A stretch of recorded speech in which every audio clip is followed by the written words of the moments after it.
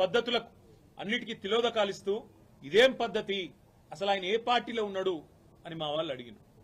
అయితే ఎంత విచిత్రమైన పరిస్థితి అంటే ఈరోజు రాష్ట్రంలో, మొన్ననేమో నేను మారిన పార్టీ కాంగ్రెస్ పార్టీ విధానాలు నచ్చి మారినా అని చెప్పిన ఎమ్మెల్యే నిన్న మొన్నటి నుంచి నేను బీఆర్ఎస్ పార్టీలోనే ఉన్నా, నేను ఎక్కడికి పోలే, 10 మంది ఇక మాకు తప్పది పదవి గండం పోయితుంది మా పదవి అని చెప్పి కొత్త రాగం ఎత్తుకున్నారు. దాన్ని మా సోదరుడు ప్రశ్నిస్తే ఆయన ఇంటి మీదకి పోలీస్ ఎస్కార్ట్ పెట్టి డీసీపీలు, అడిషనల్ డీసీపీలు, ఏసీపీలు, సిఐలు ఒక గేటెడ్ కమ్యూనిటీ లోపలికి ఒక 50-100 మంది గూండాగాలు చొచ్చుకొని వచ్చి ఇవాళ ఒక ఎమ్మెల్యే ఇంటి మీద దాడి చేసే పరిస్థితి ఇప్పుడే మేము చూసినాం. ఎమ్మెల్యే గారి ఇంటి మీద దాడి చేయడమే కాదు, వారి ఇంట్లో ఉండే పెద్దలు, వారి తల్లిదండ్రులు వచ్చినప్పుడు కానీ లేదా వారి మామగారు వచ్చినప్పుడు కానీ ఉండే రూమ్, ఆ రూమ్ మీద మొత్తం అద్దాలు బలగొట్టిండ్రు. అందులో ఉన్న పెద్దలకు ఏమన్నా అయ్యింటే, ఏమన్నా జరిగింటే, జరగకూడదు ఏమైనా జరిగింటే ఎవడు బాధ్యుడు? రేవంత్ రెడ్డా, లేకపోతే ఇక్కడ దాడి చేయడానికి వచ్చిన ఆరికపూడి గాంధీ? ఈ రకమైన గూండాగిరి, ఈ రకమైన దౌర్భాగ్యం హైదరాబాద్ 10 ఏళ్లలో ఎన్నడూ లేదు. ఒక ఎమ్మెల్యే ఇంటి మీదనే దాడి, అది ఎమ్మెల్యే ఇంటి మీదకి దాడికి వస్తుంటే ఫ్యాక్షన్ సినిమాల్లో చూపెట్టినట్టు కార్లకెళ్లి బయటికి ఏలాడుకుంటా 20 బండ్లు పెట్టుకుని లైవ్ పెట్టుకుంటా ఆడికెళ్లి ఇటు దాకా పోలీస్ ఎస్కాట్లో వచ్చిరంటే చేతగాని ఒక హోంమంత్రి, చేతగాని ముఖ్యమంత్రి ఈరోజు రాష్ట్రానికి ఉండడం వల్లనే ఈ దౌర్భాగ్యం దాపురించింది. అసలు రేవంత్ రెడ్డి నేను అడుగుతా ఉన్నా, నువ్వు ముఖ్యమంత్రివేనా? అసలు నీకు అర్హత ఉందా? ఇవాళ హైదరాబాద్ లో నడి వీధిలో ఈ రకమైన గూండాగిరి చేస్తే రేపు జరగకూడదు ఏమైనా జరిగితే ఎవడు బాధ్యుడు? నువ్వా, నీ ప్రభుత్వమా, నీ డీజీపా? ఎవరు తీసుకుంటారని నేను అడుగుతా ఉన్నా. ఇంత దుర్మార్గమా? నీకు కనీసం హైదరాబాద్ లో లా అండ్ ఆర్డర్ కంట్రోల్ చేసే ముఖం లేదు. పేపర్లు రాస్తున్నాయి, మన ఆంధ్రజ్యోతి రాసింది 30 రోజుల్లో 28 మర్డర్లు. ఈనాడు రాస్తుంది ఈ నగరానికి ఏమైంది అని, అదేమి చేతగాదు చేసేది. హోంమంత్రి ఉన్నాడో లేడో ఎవరికి తెలియదు, ముఖ్యమంత్రి ఎక్కడున్నాడో ఎవరికి తెలియదు. ఢిల్లీకి ఎక్కే విమానం దిగే విమానం అన్నట్టు 22 సార్లు ఎక్కడు దిగుడు తప్ప పీకిందేమీ లేదు. కనీసం హైదరాబాద్ లో శాంతి భద్రతలను కంట్రోల్ చేయలేని దౌర్భాగ్యపు ముఖ్యమంత్రి ఇవాళ ఒక ఎమ్మెల్యే ఇంటి మీదికి మాత్రం గూండాలను పోలీసులు ఎస్కాట్ ఇచ్చి పంపిన ఒక దౌర్భాగ్యపు చరిత్రహీన ముఖ్యమంత్రిగా రేవంత్ రెడ్డి మిగిలిపోతాడు. నేను అడుగుతా ఉన్నా మా కౌశిక్ రెడ్డి అడిగిన ప్రశ్ననే, ఏ పార్టీలో ఉన్నావు గాంధీ? అసలు మీ 10 మంది ఎమ్మెల్యేలు ఎవడైతే పార్టీ మారినరో, ఎవరి ఇంటింటికైతే పోయి ముఖ్యమంత్రి అనేటోడు కండువా కప్పిండో, ఫస్ట్ మీరు ఏ పార్టీలో ఉన్నారో చెప్పండి. మీకు ఇప్పటికే స్పీకర్ దగ్గర పిటిషన్లు ఉన్నాయి 10, స్పీకర్ గారు కూడా తేల్చాలా. ఇవన్నీ కాదు, ఇవేమీ లేదు, మేము రైతు రుణమాఫీ మీద అడిగితే, లేదా వరద బాధితుల తరఫున ప్రశ్నిస్తే, లేదా రైతు బంధు ఎప్పుడేస్తావని అడిగితే, మహిళా సోదరిమణులకు 2500 ఎప్పుడు ఇస్తావని అడిగితే, లేదా పెన్షన్లు ఎప్పుడు పెంచుతావని అడిగితే, 100 రోజుల్లో గ్యారంటీలు అమలు చేస్తా అన్న సన్నాసి ఎక్కడ తెచ్చిండు ముఖ్యమంత్రి అని అడిగితే తట్టుకోలేక హెడ్లైన్ మేనేజ్మెంట్ కోసం, అటెన్షన్ డైవర్షన్ కోసం ఒక దిక్కు హైడ్రా అని హైడ్రామా, ఇంకో దిక్కు ఈ రకంగా ఎమ్మెల్యేల ఇంటి మీదకే గూండాలను పంపడం అంటే దీనికంటే సిగ్గుచేటు ఇంకొకటి ఉండదు. తప్పకుండా నేను రేవంత్ రెడ్డిని అంటా ఉన్నా, చరిత్రలో నీలాంటి పనికిమాలిన ముఖ్యమంత్రులు, నీలాంటి తలమాసిన ముఖ్యమంత్రులు మస్తుగా వచ్చిండ్రు, మస్తుగా పోయినరు. పెద్ద పెద్దోళ్లతోనూ కొట్లాడినాం, చంద్రబాబుతో కొట్లాడినాం, రాజశేఖర రెడ్డితో కొట్లాడినాం, కిరణ్ కుమార్ రెడ్డితోని, రోషయ్య గారితో ఎంతో మందితో తలపడ్డాం. నువ్వు వాళ్ళందరికంటే కూడా చాలా చిన్నోడు, చిట్టినాయుడు, నువ్వు చాలా చిన్నోడవు. నేను మా దగ్గర మా భాషలో చెప్పాలంటే హైదరాబాద్ లో బుల్లబ్బాయి అంటారు నీలాంటి వాళ్ళు. ఇలాంటి బుల్లబ్బాయిలు చిట్టినాయుడులో చాలా మందిని చూసినాం. ఏం ఫరక్ పడేది కూడా ఏం లేదు, ఏం ఇంటికి కూడా వీకలేవు. కానీ ఏదో పైశాచికానందం, 4 రోజులు ముఖ్యమంత్రి పదవిలో కూర్చున్నా, నేనేందో పెద్దోడిని అయిపోయినా అనేదో ఎగిరిగిరి పడతా ఉన్నావు. రేవంత్ రెడ్డి గారు అధికారం ఎవరికి శాశ్వతం కాదు. నువ్వు ఒక దుష్ట సాంప్రదాయానికి తెరలేపుతా ఉన్నావు. ఇది తప్పకుండా నిన్ను దహిస్తుంది, నిన్ను వెంటాడుతుంది.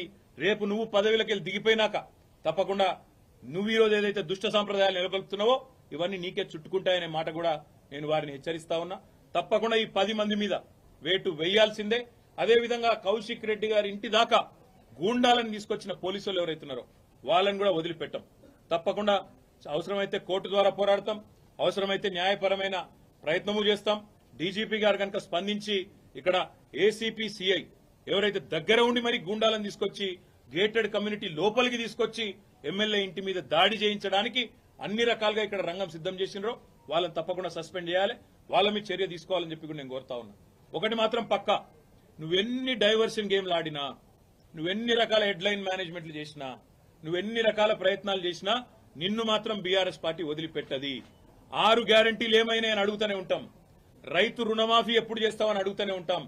తప్పకుండా రాష్ట్రంలోని పీడిత ప్రజలు, రాష్ట్రంలోని పేద ప్రజల తరపున మా ఎమ్మెల్యేల ఇండ్ల మీద దాడి చేసినా మా ఎమ్మెల్యేలు కూడా మేము భయపడం, తప్పకుండా నేను నిలదీస్తూనే ఉంటామని చెప్పి కూడా చెబుతూ ఇవాళ మా తమ్ముడికి సంఘీభావం చెప్పడానికి ఇక్కడ దాకా వచ్చినాం అందరం కూడా. తప్పకుండా భవిష్యత్తులో కూడా ఏ ఒక్క నాయకుడు ఏ ఒక్క కార్యకర్త మీద ఎక్కడ ఇలాంటి సంఘటన జరిగినా అందరం కూడా అందుబాటులో ఉంటాం, అందరం కూడా తప్పకుండా తరలి వస్తామని చెప్పి కూడా తెలియజేస్తూ మొన్న ఇక్కడికి వచ్చిన హరీష్ రావు గారిని మా గౌరవ సీనియర్ శాసనసభ్యులందరినీ కూడా తలకొండపల్లికి తీసుకుపోయి ఇంకెక్కడెక్కడికో తీసుకుపోయి అష్టదిగ్బంధం చేసి ఎక్కడెక్కడికో తీసుకుపోదాం అనుకుంటే ఎక్కడికక్కడ ప్రజలు స్వచ్ఛందంగా వేలాదిగా ముఖ్యమంత్రి సొంత జిల్లాలోనే ప్రభుత్వానికి చుక్కలు చూపెట్టినారు. వేల మంది రోడ్ల మీదకి వచ్చినారు. అర్ధరాత్రి కూడా 10:30, 11 దాకా వేలాది మంది రోడ్ల మీదకి వచ్చి ఆ రోజు తలకొండపల్లి పోలీస్ స్టేషన్ కావచ్చు లేదా కేశంపేట పోలీస్ స్టేషన్ కావచ్చు ఎక్కడికక్కడ ఎదురు తిరిగి ఈ ప్రభుత్వానికి పాలమూరు పౌరుషం చూపెట్టినందుకు వారికి, అదేవిధంగా నిన్న ఒక్క అరికపూడి గాంధీని హౌస్ అరెస్ట్ చేస్తే పోతుండే కదా, దానికోసం నిన్న మొత్తం రాష్ట్రంలో వేలాది మంది బీఆర్ఎస్ కార్యకర్తలను హౌస్ అరెస్ట్ చేశారు. కానీ గాంధీకేమో ముంగట పోలీస్ ఎస్కాట్లు మంచిగా బ్రహ్మాండంగా ఏసీపీలు డీసీపీలు దగ్గరే ఉండి గూండాలను తీసుకొచ్చి ఇక్కడ దాడి చేపించిండ్రు. అక్కడ మాత్రం మొత్తం రాష్ట్రంలో వేలాది మంది మా కార్యకర్తల నాయకులను హౌస్ అరెస్ట్ చేయడం జరిగింది. ఇది ఏ రకంగా మంచిదో రాష్ట్ర ప్రజలు కూడా ఆలోచించాలని చెప్పి కోరుతూ ఈ హింసాయుతమైన పద్ధతులు 10 ఏళ్లలో తెలంగాణలో ఎన్నడూ తెలంగాణలో ప్రాంతీయం మన రాష్ట్రం ఏర్పడిన తర్వాత ప్రాంతీయ భాష పేరు మీద గాని ప్రాంతీయ తత్వం పేరు మీద గాని ఆంధ్ర తెలంగాణ పంచాయతీలు గాని ఎక్కడ జరగలేదు. 10 ఏళ్ల మా ఆచరణనే దానికి సాక్ష్యం. మేము చెప్పినాం తెలంగాణ వచ్చిన తర్వాత ఈ పంచాయతీలకు మనకు టైం ఉండదు, అభివృద్ధి సంక్షేమం దాని మీదే ఉంటామని చెప్పినాం, అట్లే నడిపినాం. కానీ ఇలా హైదరాబాద్ లో ఈ పనికి మాలిన ముఖ్యమంత్రి నాయకత్వంలో కొత్తగా ప్రాంతీయ తత్వాన్ని కూడా రెచ్చగొట్టే విధంగా చిల్లరమల్లర ప్రయత్నాలు చేస్తా ఉన్నారు. ఇవేవి చెల్లవు రేవంత్ రెడ్డి, నువ్వెన్ని రకాల డైవర్షన్ గేమ్లు ఆడినా నిన్ను వదిలిపెట్టాం. 6 గ్యారంటీల అమలు మీద పట్టు పడతాం. ప్రధాన ప్రతిపక్షంగా ఈ పార్టీ సంగతి కూడా తప్పకుండా ప్రజాక్షేత్రంలోనే చెప్తామని చెప్పి నేను తెలియజేస్తాను. Thank you.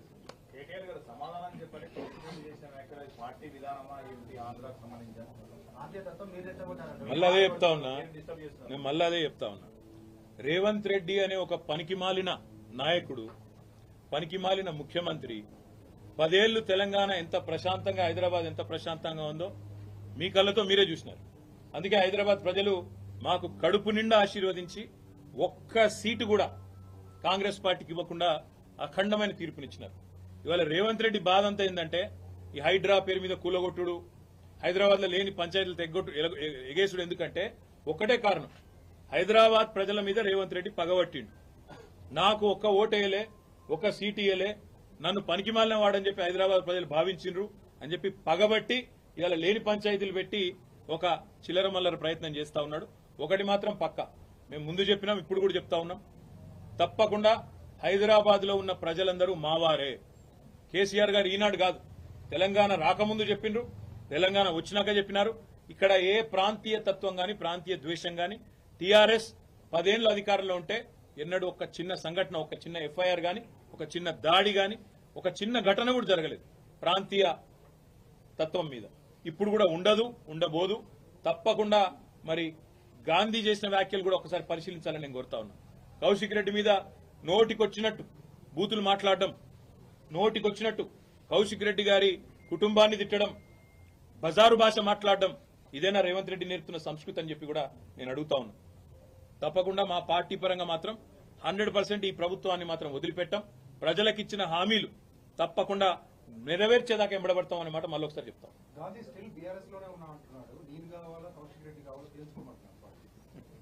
దీన్ని కామెడీ అంటారు. ఎందుకంటే మీరు అడగడంలోనే కామెడీ. నేను చూసిన ఆయన నేను ఏదో సమావేశం పెడతా మన్ను పెడతా అంటే విలేకరులే అడుగుతారు, ఏ పార్టీ సమావేశం పెడతావు సార్. ఇప్పుడు కొంతమంది ఎట్లయిపోయారంటే రాజకీయాల్లో కమెడియన్స్ కంటే ఎక్కువ హాస్యాన్ని పండిస్తా ఉన్నారు. ఆయననే పెట్టుకుంటాడు, నేను చేరిన కాంగ్రెస్ లా అదేదో రేవంత్ రెడ్డి ఏదో పీకి పందిరేసిండు, హైదరాబాద్ లో ఏదో చేస్తాడు, నేను అందుకే అందులో చూస్తున్నా అన్నాడు. నేను అడుగుతున్నా గాంధీని, నువ్వు మొన్న ఎలక్షన్లు ఏం చెప్పినావు శేర్లింగంపల్లి ఓటర్లకు? 9,500 కోట్ల రూపాయలతో కేసీఆర్ గారు కేటీఆర్ గారు హైదరాబాద్ అభివృద్ధి చేసిండు, మా శేర్లింగంపల్లి అభివృద్ధి చేసిండు, అందుకే ఓటు అడుగుతున్నా అన్నావు. మరి నేను అడుగుతున్నా గాంధీని, నువ్వే కదా కాంగ్రెస్ లో పోయినావు? 9,000